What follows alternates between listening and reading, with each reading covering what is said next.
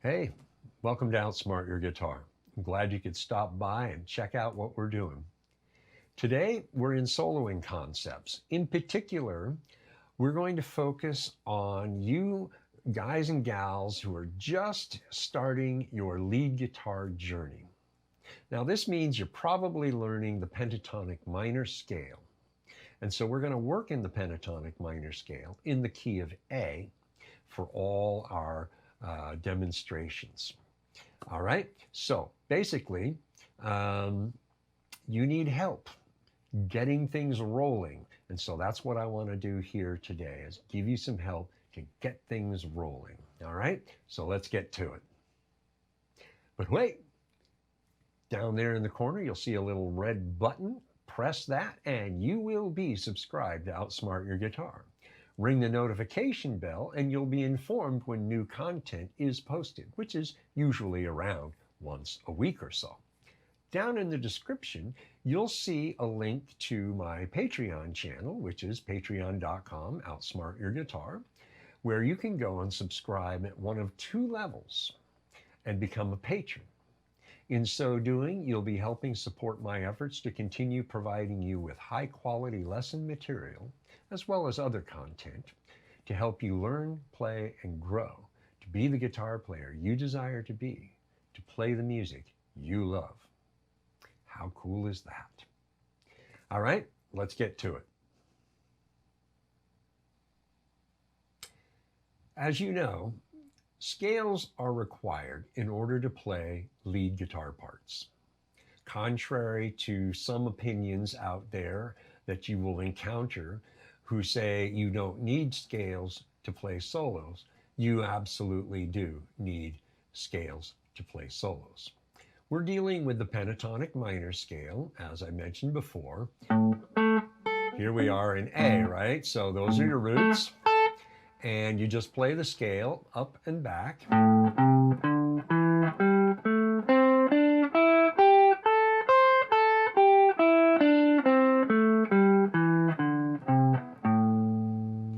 But what I want you to do is bring in a metronome.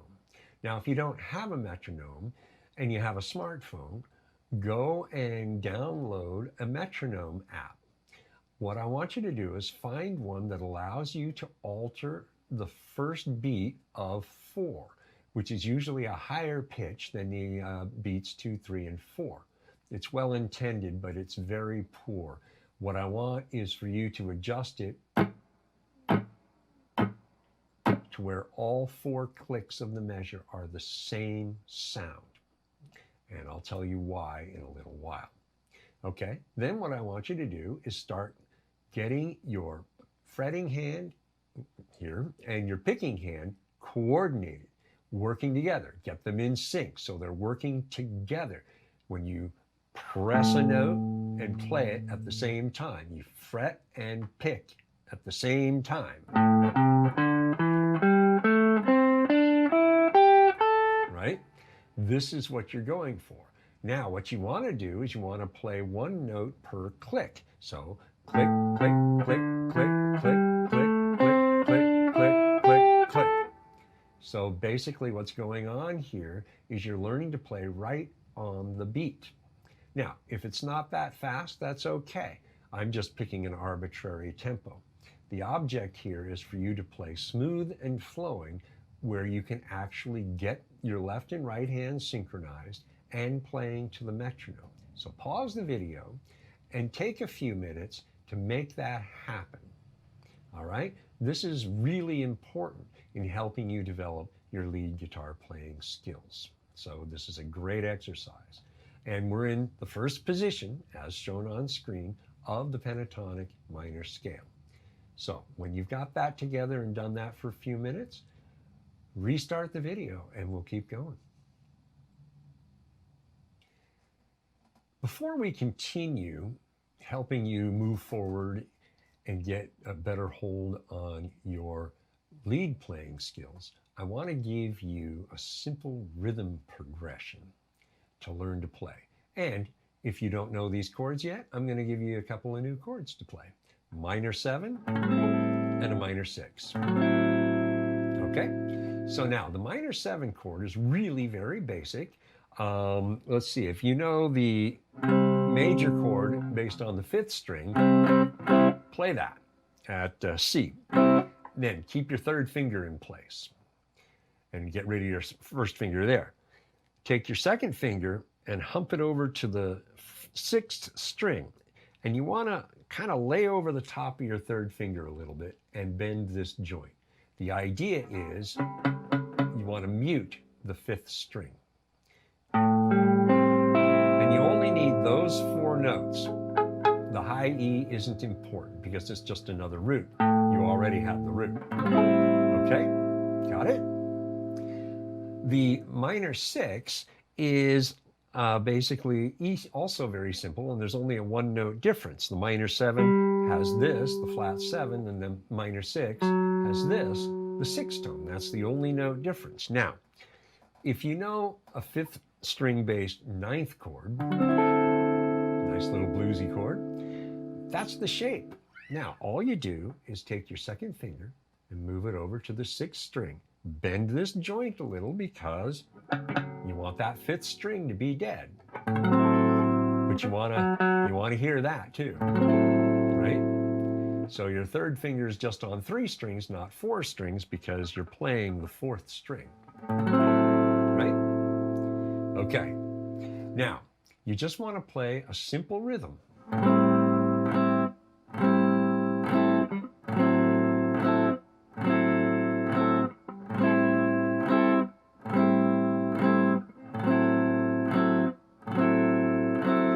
That's what you're going to be soloing over through the rest of this lesson. Now, you do that at a tempo that works for you. My tempo is a little quicker because I've got the facility. If you're working on your facility, and that's what this is all about, then you're going to want to play at a slower tempo, one where you can manage to play reasonably well. By the end of this lesson, you're going to be playing a lot better, okay? So pause the video and work this out, and with your looper, record the rhythm into your looper.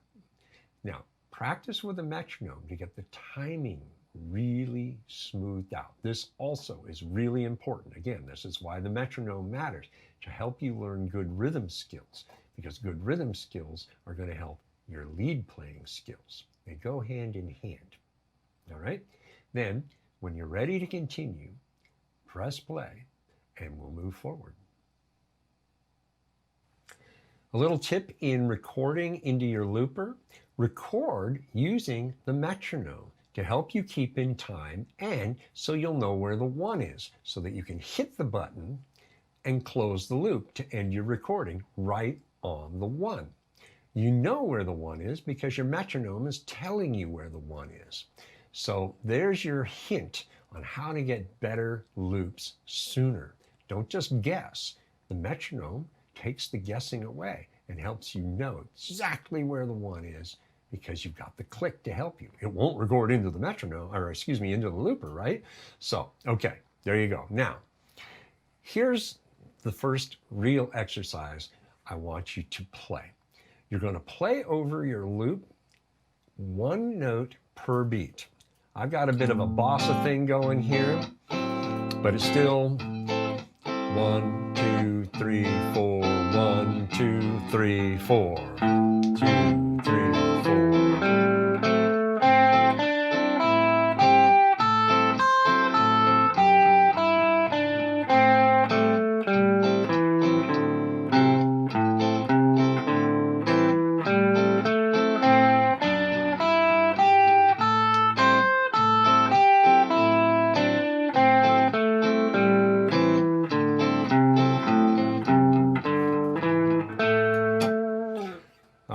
And that's the idea. Just play up and back. Learn to synchronize your hands in time and get them synchronized with the beats in the looper rhythm that you're playing over. So you're playing right on the beat. Okay? So that's what I want you to do right now. Pause the video and practice that for a few minutes. Get really good at it. Okay? Then When you're ready to continue, press play and we'll move forward. All right, got that down? Good. Now let's step it up a little bit. 2 notes per beat, okay? So there we go. Get your loop going. 1, 2 and 3 and 4 and 1 and 2 and 3 and 4 and 1 and 2 and 3 and 4 and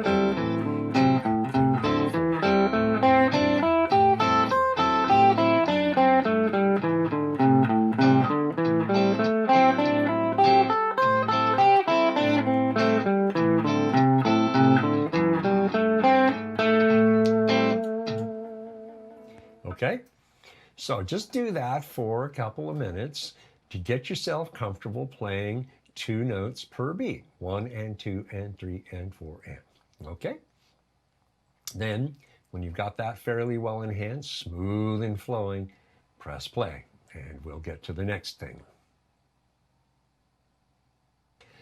All right, now you're able to play quarter notes and eighth notes. That's quarter notes are 1 note per beat and eighth notes are 2 notes per beat.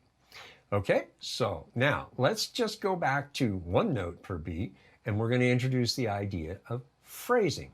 Phrasing is real basic. You've probably heard this before. It just means pausing. Just like when we're in conversations with people, and you're even hearing me do it now, we put pauses into our conversational language. If we're delivering a speech, we put pauses in, either to breathe, or for dramatic effect, or to organize our thoughts, right? Well, it's the same thing in music. It's just done with a little more deliberation, not so much to organize our thoughts, but to create phrases because they mimic the way we talk in real life. And that's part of what's good melody playing. So get your looper going. Hey, it worked that time. 1, 2, 3, 4. 1, 2, 3, 4.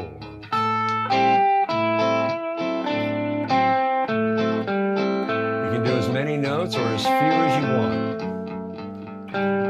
2 notes. 1 note.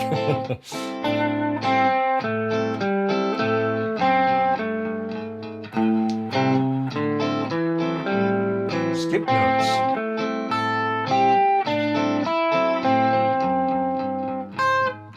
Double up.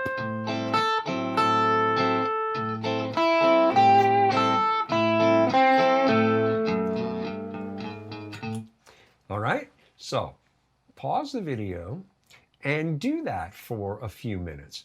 Play just 1 note per beat and pause after a couple of notes, a few notes, 5, 7, 8 notes. It's up to you how many notes you want to play and put into a pause. Pay attention to the rhythm so you can kind of get a sense of where they work best, because in a way, that's what you do when you solo. You're paying attention to what's going on rhythmically so that you can put your phrases in a context that makes sense over the rhythm, right? So do that for a few minutes. Then when you're ready to continue, press play. All right, let's go to 2 notes per beat, eighth notes, and play those phrases and put your pauses in where you think they belong and have a good time with it. So get your looper going, right? 4, 1 and 2 and 3 and 4 and...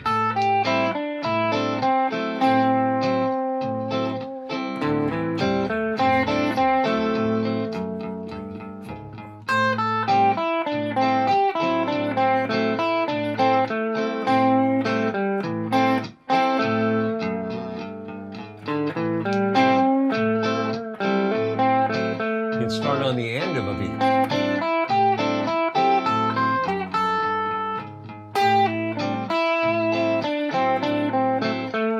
Repeat things.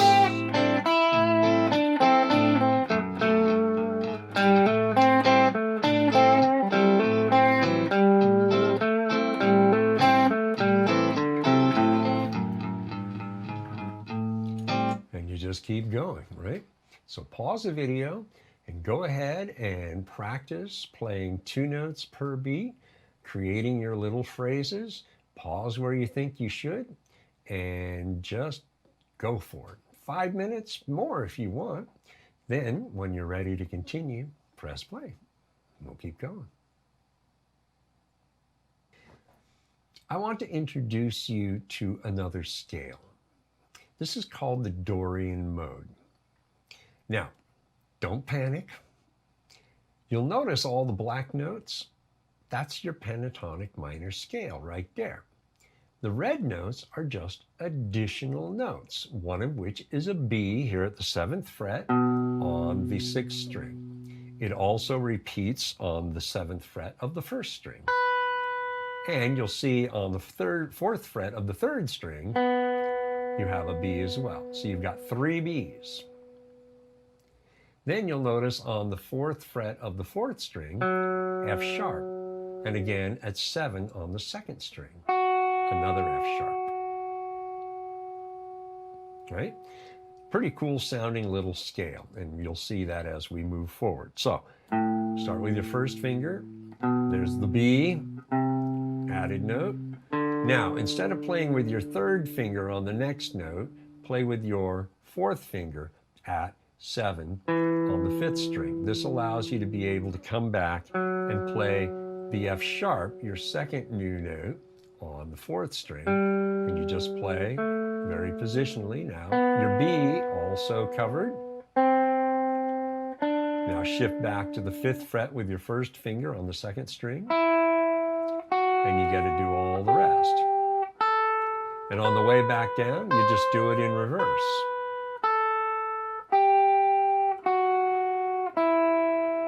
Fourth finger there, the 7th fret, 3rd finger, 3rd string.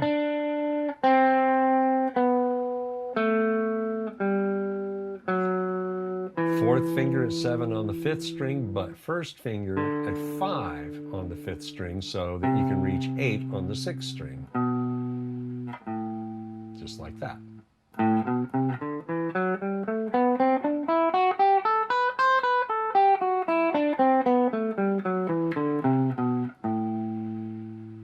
Okay? And you'll notice this note here is part of the minor 6 chord. Pretty cool, huh? Okay. So practice that over your looper. 1 note per beat. Nice and easy, right? 1, 2, 3, 4. 2,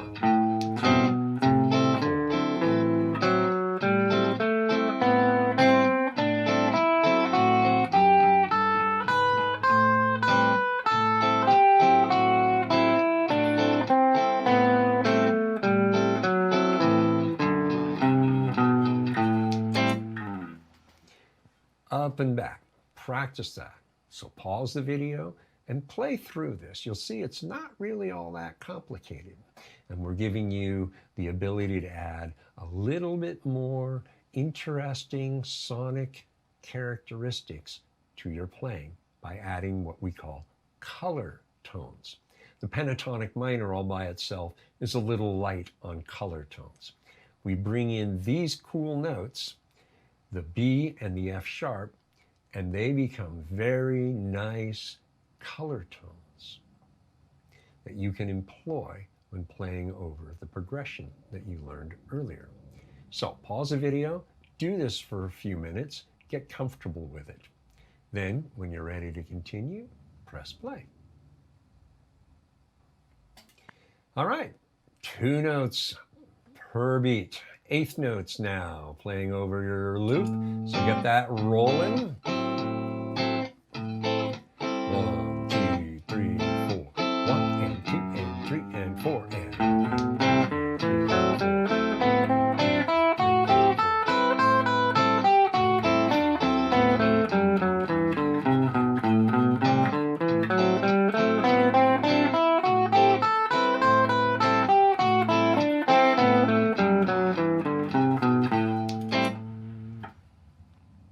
up and back.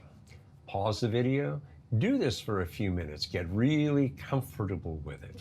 so that you are confident as you get ready to move into the next bit, which, when you press play, we'll get to.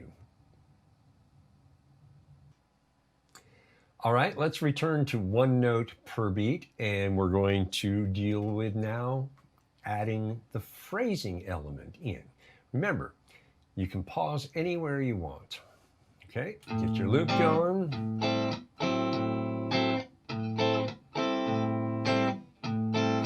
1, 2, 3, 4.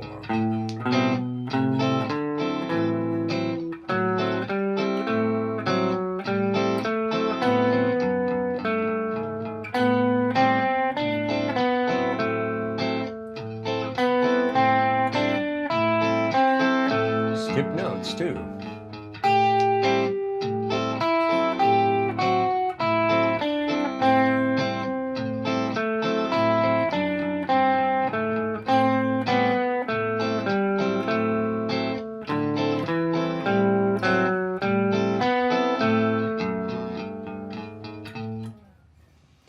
You see the idea there. I even did a little bit of pentatonic in a sense because I didn't want to go to certain notes right off.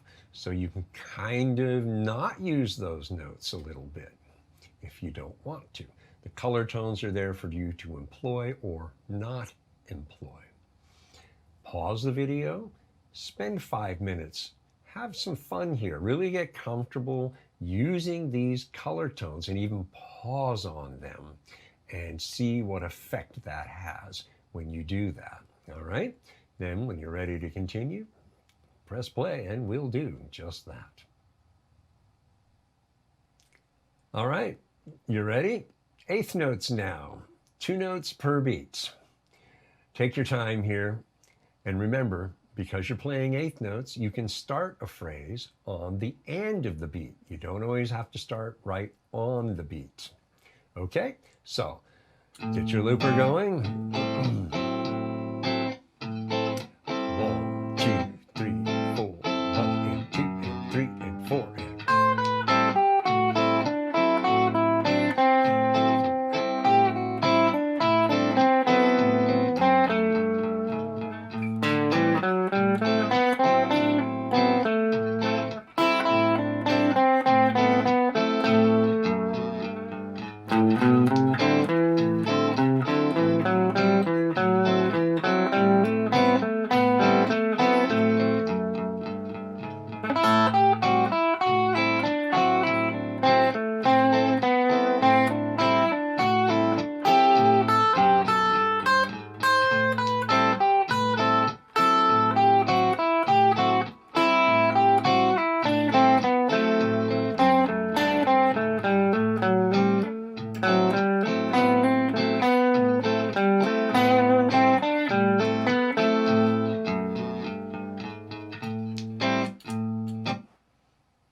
Okay, so pause the video and practice over this for, I don't know, 5 minutes, 10 minutes, however long you want. Have fun with it.